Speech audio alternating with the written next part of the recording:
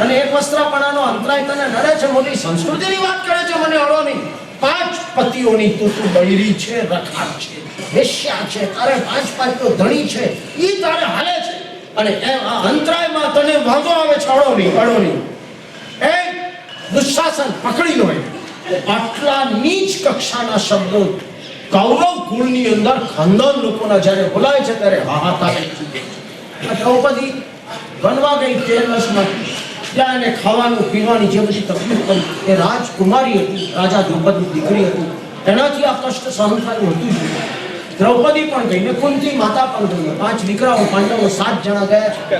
પથ્થર ઉપર સુઈ જવાનું, આમ ચલતા પાઠ પડવાનું, ચાદર નહીં ને ચટાઈ નહીં ને કોઈ ચીજ નહીં, કપડા વલકલ છાલિયા પહેરવાના, અને ખાવાનો ફળ ફૂલ મળે તો ફળ ખાવાના, ભૂખ્યા મરવાનું.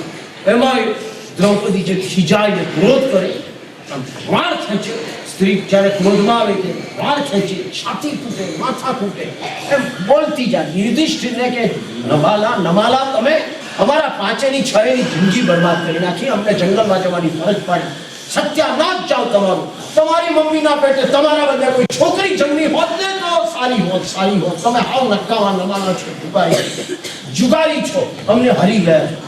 મારો સવાલ છે, દ્રૌપદીમાં આટલો બધો ક્રોધ. એક બાજુ માં સતી, બધી સતીઓમાં શ્રેષ્ઠ. મારી દ્રષ્ટિએ સીતા વગેરે જે સતીઓ થઈ એ બધા કરતા ચડિયાતી સતી છે. 5 પતિની પત્ની સતીઓમાં શ્રેષ્ઠ છે, મહાસતી છે. એમાં મારા મહાભારતના પુસ્તકમાં એના કારણો લખ્યા છે કે આને મહાસતી કેમ કહેવાય, આને સતી ના કહેવાય, દ્રૌપદીને મહાસતી કેવી હોય.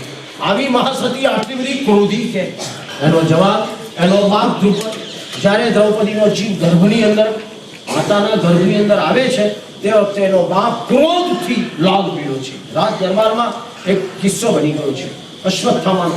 એનાથી એટલો બધો ક્રોધમાં છે રાજા દ્રૌપદી, ક્રોધમાં એના સંસારના ભોગવટામાં દ્રૌપદીનો જીવ પ્રવેશ કરે છે માતાના લોહીની અંદર. શું છોકરીનો દોષ? રાજા દ્રૌપદનો દોષ છે, ક્રોધમાં છે, અને એનો ક્રોધ ટ્રાન્સફર.